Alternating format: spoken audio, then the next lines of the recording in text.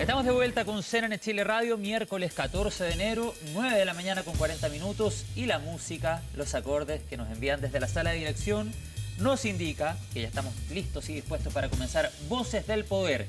En esta oportunidad, en este día miércoles, vamos a saludar a nuestro panel compuesto por Magdalena Vergara, abogada y exdirectora de Estudios Idea País. Magdalena, bienvenida al programa. Muchas gracias, José Miguel, por Muy la buenos invitación. días. Y Luis Ruz, presidente del directorio Centro Democracia y Comunidad. Luis, gracias por estar otra vez en CNN Chile Radio. ¿Cómo va? Muchas gracias por la invitación nuevamente. Gracias a ti. Bueno, y siendo las 9 de la mañana con 41 minutos, vamos a comenzar con el tema que ha marcado la pauta durante las últimas horas, la absolución de Claudio Crespo en el contexto del caso Gustavo Gatica. ¿Qué les parece dicha decisión del tribunal, Magdalena? Sí, a ver, lo primero es que a mí me parece que, y esto puede que no esté de más decirlo, dado cómo se ha dado la conversación estos días, o sea, o luego de conocerse el caso, pero es que los fallos hay que respetarlos, ¿no es cierto? Por lo que se ve todavía queda un camino largo por conocer. Lo que conocimos ayer fue el veredicto, falta el fallo, que si no me equivoco va a salir en mayo. Y por lo que ya se ha comentado, van a haber algunos recursos también de por medio, lo que va a generar una nueva discusión también, y podría abrir nuevas discusiones, unos recursos por nulidad, etcétera, que podrían volver a abrir este caso. Pero a mí me parece relevante 3 puntos para comentar. Lo primero es que el fallo o el veredicto lo que acredita, por una parte, es lo violento que fue la jornada, o sea, muestra y lo que relata la jueza en el día de ayer es la violencia que se estaba viviendo en ese momento y a la que estaban enfrentándose carabineros, entre ellos, ¿no es cierto?, el carabinero Crespo, que se acredita la legítima defensa, independiente de que también se acredita, ¿no es cierto?, que fue quien haya disparado en el fondo la pistola antidisturbio. Y eso es relevante porque incluso esta legítima defensa se acredita a pesar, o sea, no argumenta en base a la ley Naín Retamal, que es lo que hoy día se está criticando, sino que se acredita la legítima defensa en cuanto a la proporcionalidad de lo que estaba ocurriendo, efectivamente debido a la violencia que estaba ocurriendo en ese momento. Yo creo que eso es relevante y eso es un poco lo que determina a la jueza, ¿no es cierto? Bueno, probablemente vamos a conocer más detalles en el mes de mayo, como tú decías, por ejemplo, respecto a la aplicación o no de la ley Naín Retamal, en este caso particularmente. Sobre lo mismo quisiera poner una pregunta sobre la mesa. Le vamos a dar la palabra a Luis para que la pueda responder. Se explica, se puede entender que de existir o existiendo los antecedentes que nos indican que los perdigones salieron del arma de Claudio Crespo y que una persona termina ciega luego de una acción de esas características, ¿no exista una condena? Pongo la pregunta sobre la mesa, le damos la palabra a Luis y luego complementa Magdalena. Sí, bueno, primeramente tenemos que reconocer que probablemente este caso es uno de los más emblemáticos en el marco de lo que hemos conocido como, sí, no como el estallido, probablemente el más emblemático, efectivamente. Entonces, tiene una serie de elementos que lo hacen obviamente complejo en su análisis, no solamente la dimensión judicial, ¿verdad?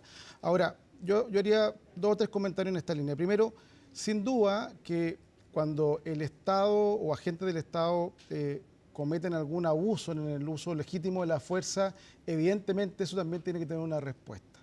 Y creo que en este marco hay un proceso judicial que uno debería esperar, digamos, hasta su concreción.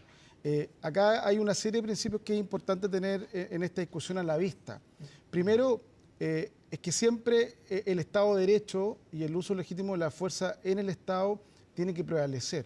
Y en ese marco, tanto aquellos que hacen uso de la fuerza como también los manifestantes tienen que estar dentro de ese marco. Creo que en ese marco nosotros nos tenemos que mover. Ahora, vinculándolo a la discusión ya más política, yo también creo que no se puede borrar con el codo aquello que ya se escribió. ¿Cómo así?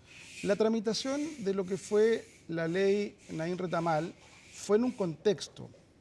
Y creo que esto hay que entenderlo y hay que recordar el contexto, porque hoy es fácil hacer juicios, pero recordemos que esta ley fue fruto luego de una serie de eventos donde las víctimas, por así decirlo, fueron precisamente Carabineros de Chile.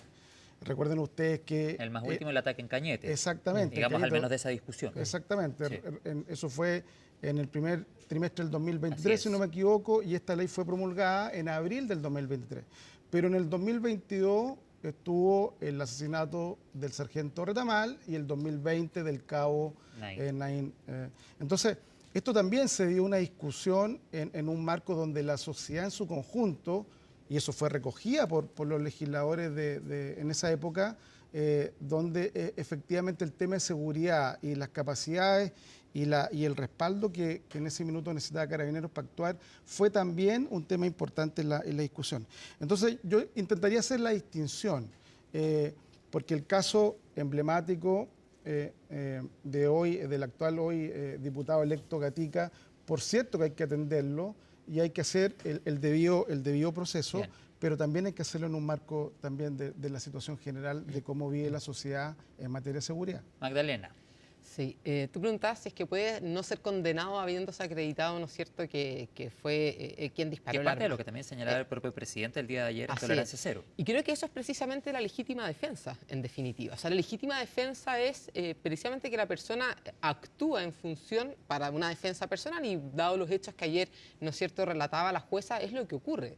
Y que de hecho actúa no ocupando el arma más letal, porque por lo que se entiende es ante la situación que se estaba viviendo, donde habían varias consecutivas tiradas de bombas Molotov, ¿no es cierto?, donde habían afectado a compañeros en ese momento que habían estado, les había llegado, o sea, en el fondo estaban llegando, que se le estaban tirando piedras, donde se veía una situación de violencia además que seguía creciendo, donde los medios utilizados hasta el momento no estaban rindiendo efecto, se ocupa en ese momento el arma antidisturbio, ¿no es cierto? Eso es lo que se nos relata el día de ayer.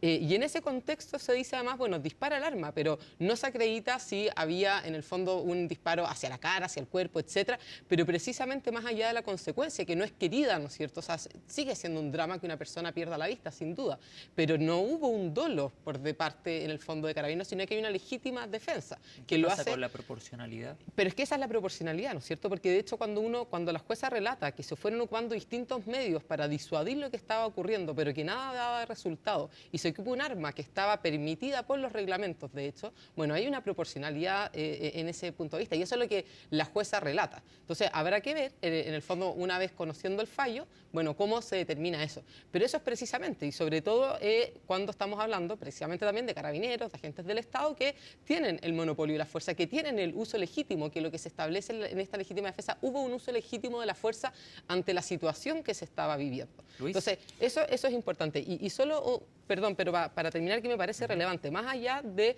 claro, el contexto en que se da luego ley Nain Retamal, etcétera, a mí me parece también, y lo que en el fondo relata la jueza el día de ayer, si bien lo cita la ley, se acredita en legítima defensa más allá de lo que si se hubiera o no dictado la ley Nain Retamal. O sea, no es por la ley Nain Retamal, que por lo demás Frente Amplio y recién el Partido Comunista, ¿no es cierto?, a través de la campaña presidencial, lo que hicieron fue celebrar haber en el fondo dictado y publicado este tipo de leyes, ¿no es cierto? Hoy día están diciendo, bueno, es la culpable de que hoy día no hay una condena al respecto. Y eso no es lo que se está discutiendo, me parece a mí, o no es lo que ayer se definió. Solo un punto, en algún minuto parlamentarios del oficialismo quisieron ir al Tribunal Constitucional para impugnar esta ley, pero finalmente el gobierno ¿se acuerdan? La promulgó muy temprano, un día a las 8 de la mañana y no pudieron hacerlo.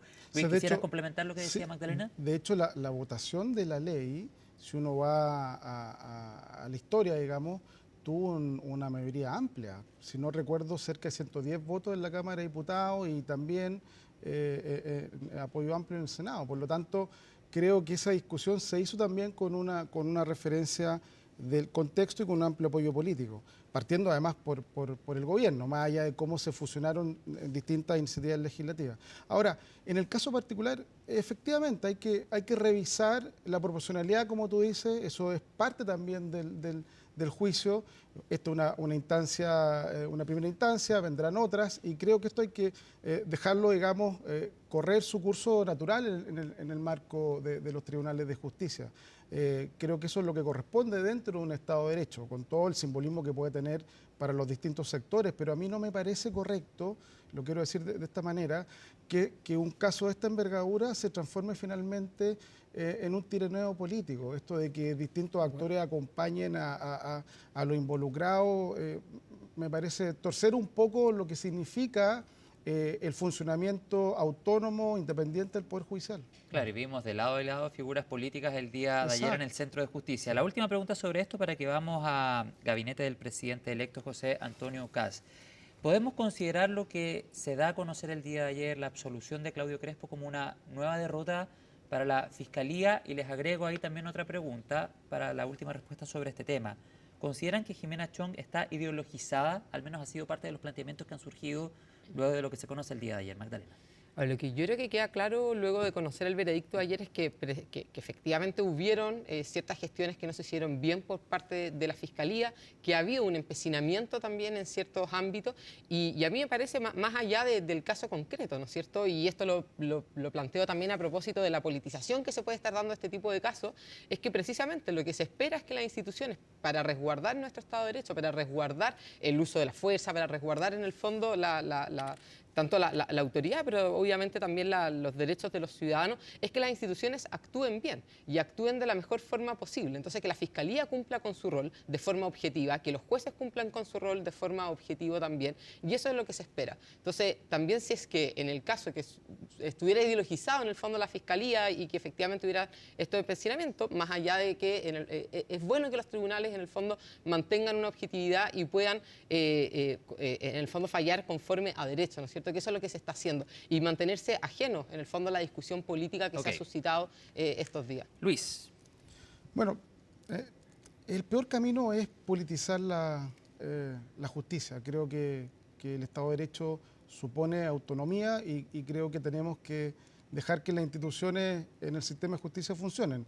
La Fiscalía hará su trabajo, los jueces ponderarán y yo insisto, creo que eso hay que dejarlo correr en ese curso, no instrumentalizar una situación compleja, dramática, que duda cabe, pero yo creo que eso se tiene que alejar, por así decirlo, de las páginas políticas. Bien, vamos a seguir atentos a eventuales próximos pasos que pueda tener. Recordemos, Gustavo Gatica no ha descartado recurrir incluso a instancias internacionales para dar curso a este caso. Muchas gracias, vamos a ir a la pausa. Al regreso seguimos analizando otros temas de la contingencia. Esto es CNN Chile Radio en CNN Chile. Ya estamos de vuelta.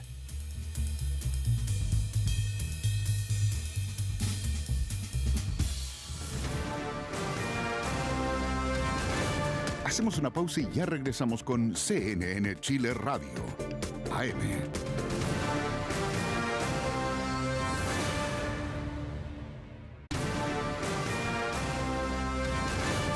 Estamos de regreso en CNN Chile Radio, AM.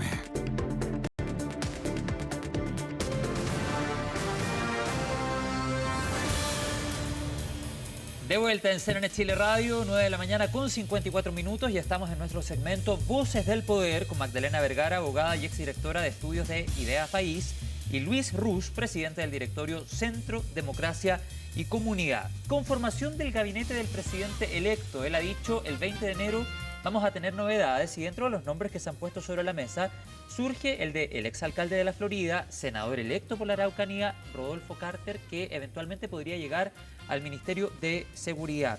¿Qué les parecería una decisión de esas características? ¿Es algo que se puede mirar con buenos ojos por la experiencia como alcalde, por ejemplo, de la Comuna de la Florida?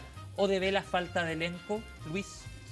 A mí me parece sorprendente que un gobierno que se ha definido emergencia y cuyo eje de campaña fue esencialmente la seguridad, esté enredada en esta discusión. O sea, y me parece a lo menos raro. Uno habría esperado que a esta altura del partido el ministro de Seguridad del nuevo gobierno ya estuviese trabajando, coordinando el traspaso con el gobierno en ejercicio, porque efectivamente es el tema que instaló en la agenda de campaña en su minuto el candidato Kast. Y lo segundo, yo no estoy muy de acuerdo esto de tomar a un personero por muy legítimo que sea o por todos los pergaminos que tenga, una autoridad que acaba de ser electa como senador, sacarla de esa posición para llevarla al Poder Ejecutivo. Eso de alguna forma no se ve bien. Hay una estética ahí que no se ve bien. ¿Pero podría interpretarse como falta de elenco? ¿No tenemos más nombres? O sea, uno llega a esa conclusión. Si no hay más nombres y tienen que acudir a un exalcalde que acaba de ser electo senador, falta elenco. Uno puede llegar a esa conclusión rápidamente.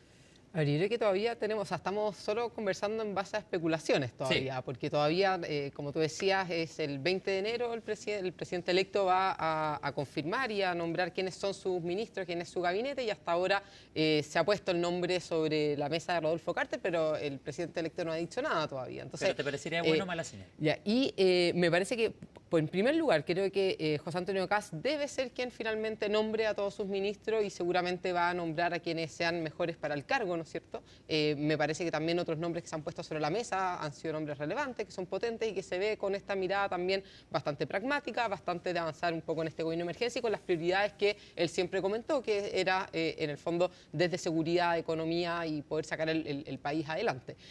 Ahora sobre Rodolfo Carter en particular, bueno, yo no creo que aquí se esté demostrando, o sea, dado que todavía son nombres sobre los que estamos especulando, no sé si es una falta de elenco lo que se podría denotar esto, pero obviamente aquí hay que ver que lo que sea lo mejor para la ciudadanía. Yo creo que la crisis de seguridad en la cual estamos insertos requiere que estén los mejores en el cargo. Me parece que una persona que ha sido alcalde puede cumplir con funciones importantes para eso, que tiene credenciales para poder asumir un cargo como ese, entender un poco lo que está viviendo la ciudadanía también.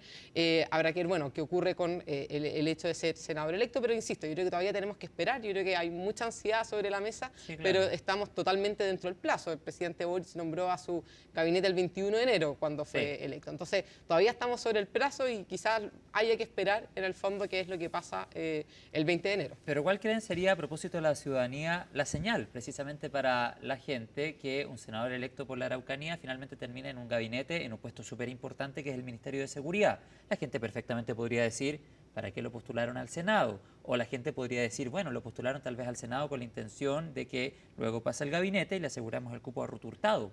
Por ejemplo, podría ser una interpretación ciudadana, ¿no? Totalmente, o sea, hay algo de eso también en las conversaciones que uno escucha también en el pasillo del poder, a propósito del nombre del programa. ¿Cuáles son los pasillos del poder?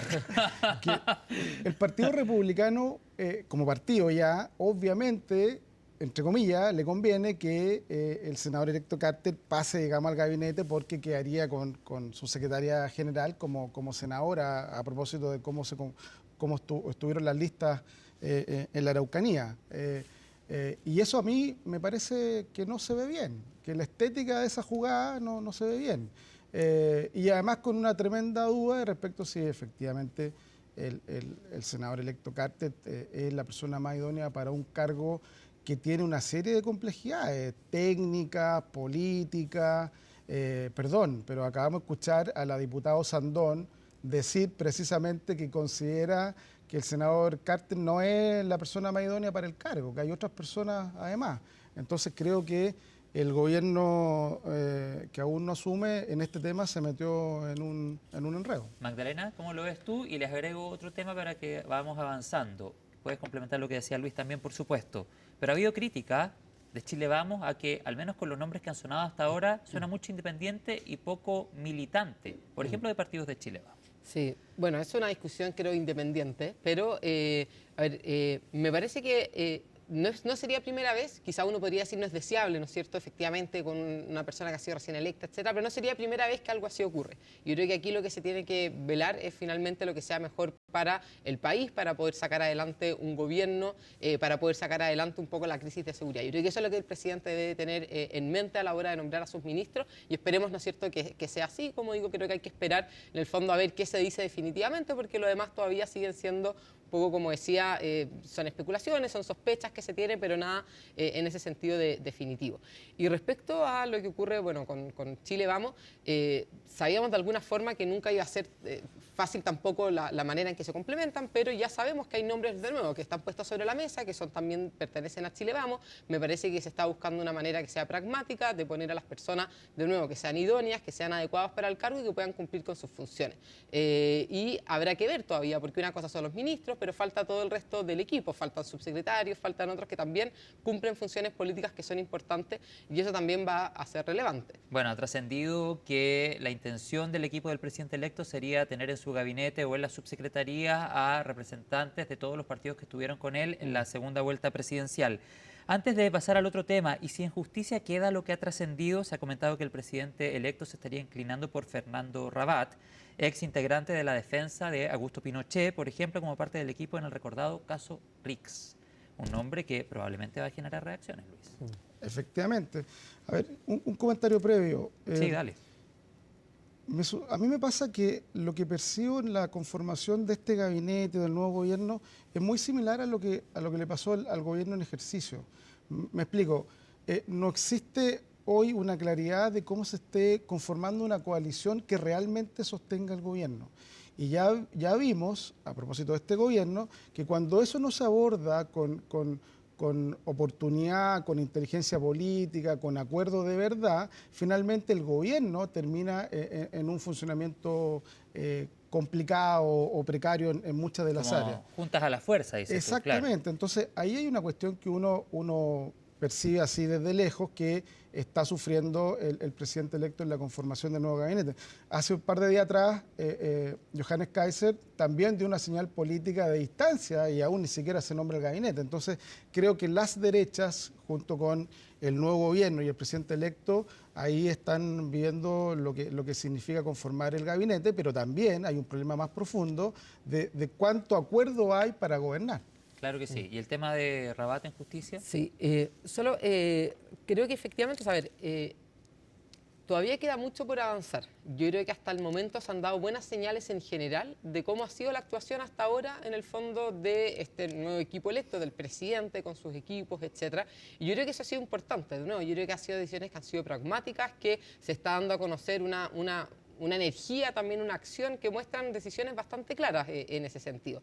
Queda mucho, sin duda, para ver obviamente cómo sigue avanzando esto, cómo se van a ir formando las coaliciones, cómo se conforma finalmente en su totalidad el gabinete, el gobierno, y para eso quedan días, o sea, queda todavía todo febrero para ir definiendo. Una vez que se definan los ministros, también, por supuesto, empieza a ser más fácil también el cómo se determina el gabinete completo, ¿no es cierto? Y eso yo creo que es relevante.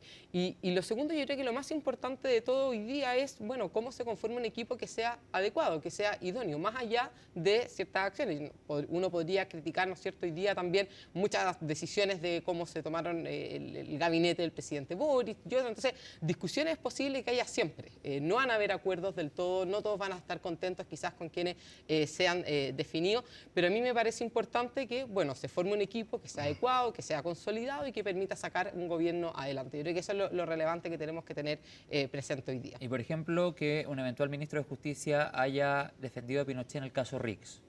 ¿Permite una acción como esa la imposibilidad de que pueda llegar un gabinete por las reacciones que puede llegar a generar en su minuto? ¿O son dos cosas totalmente independientes y si tiene currículum no debería por qué inhabilitarse por algo así? O sea, a ver, yo creo que desde el punto de vista político es una mala señal.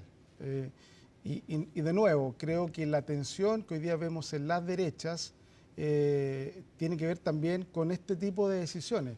Si el presidente electo da la señal de que su ministro de Justicia, por la razón que sea, está involucrado en lo que fue la dictadura, más allá del rol que tuvo, es una señal política. Entonces uno esperaría también que los partidos de las derechas que se definen como democráticos digan algo.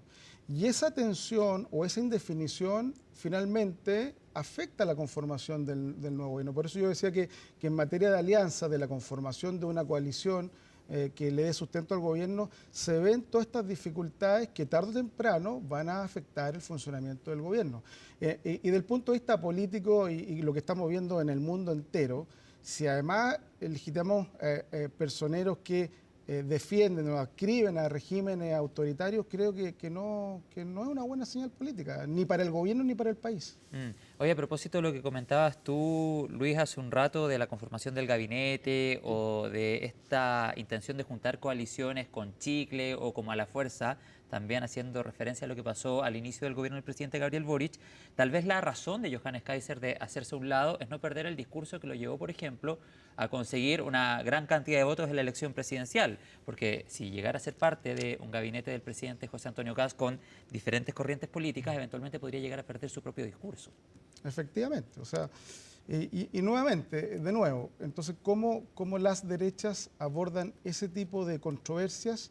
Porque si no va a tener alguien que es de ese sector casi como opositor al gobierno recién elegido. Eso es anómalo y no está bien desde el punto de vista del funcionamiento de nuestra democracia. Magdalena, ¿una reflexión final? Sí, no, respecto a ese punto también sobre Kaiser, yo creo que desde el minuto 1, bueno, nunca fue claro en el fondo si se iba a sumar o no al gobierno, y yo creo que él ha planteado sus posiciones, ¿no es cierto? Efectivamente, a mí me parece una figura como Kaiser le puede ser útil estar fuera del gobierno, un poco en la línea de poder mantener su discurso, poder mantener su opositores, algo que da rédito. No digo que sea bueno, pero efectivamente da rédito, ¿no es cierto? Entonces, me parece que ahí hay que ver, y son el tipo de grupos, si bien está dentro del grupo como de derechas, pero también son grupos distintos que están apareciendo, claro, sí. que muestran diferencias importantes. Perfecto. La forma de hacer política, hay que ver también, bueno, qué pasa con el PDG, entonces todavía no es claro cómo se va a seguir configurando el mapa político, y yo creo que eso es algo que vamos a ir viendo, ¿no es cierto?,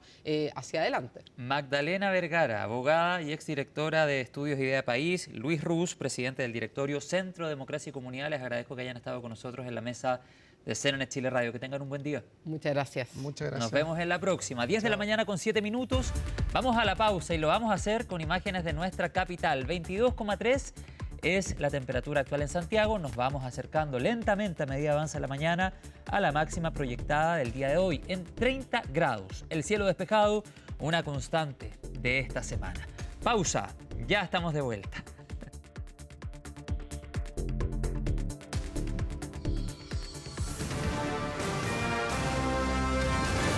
Hacemos una pausa y ya regresamos con CNN Chile Radio, AM.